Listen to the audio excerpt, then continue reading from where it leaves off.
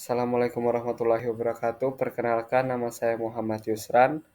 Saya akan mereview jurnal tentang toksisitas deterjen terhadap lintah Hirudo medicinalis dalam hal untuk memenuhi tugas ekotoksikologi perairan.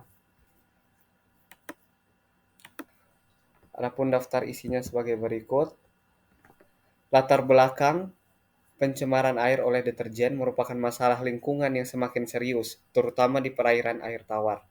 Deterjen biasa digunakan secara luas sebagai bahan pembersih, mengandung senyawa petrokimia atau surfaktan sintetis, seperti linier aklibenzen sulfat atau LAS.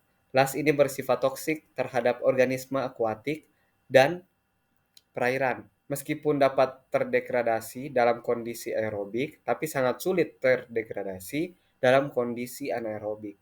Hal ini mengakibatkan akumulasi polutan yang dapat merusak ekosistem air tawar.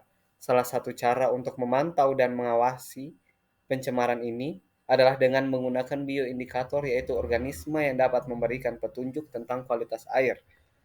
Kelompok makroinvertebrati seperti lintah Hirudo medicinalis. Lintah dapat digunakan untuk mendeteksi gejala awal pencemaran air yang disebabkan aktivitas manusia, seperti industri, pertanian, perumahan, dan pariwisata. Adapun metode yang digunakan dalam penelitian ini, yaitu penelitian ini menggunakan rancangan acak lengkap dengan 5 kali pengulangan dan 7 konsentrasi deterjen yang berbeda.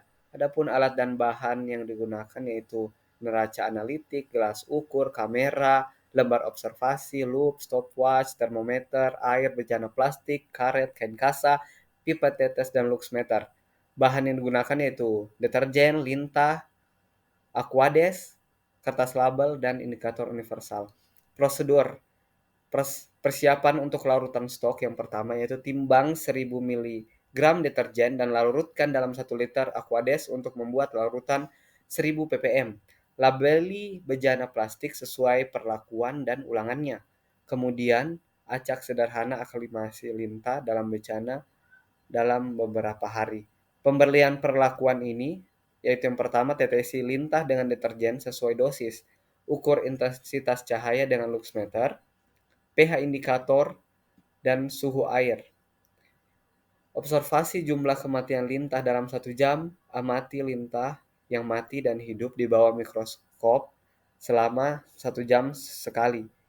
Analisis data yang digunakan yaitu data kuantitatif, jumlah kematian lintah dianalisis dengan menggunakan one-way ANOVA. Hasil penelitian yaitu proses ujinya, pengujian dilakukan dengan 5 kali pengulangan. Perlakuan yang diberikan dalam bentuk variasi konsentrasi deterjen yang berbeda, data kuantitatif yang diperoleh dalam jumlah kematian lintah dalam 1 jam.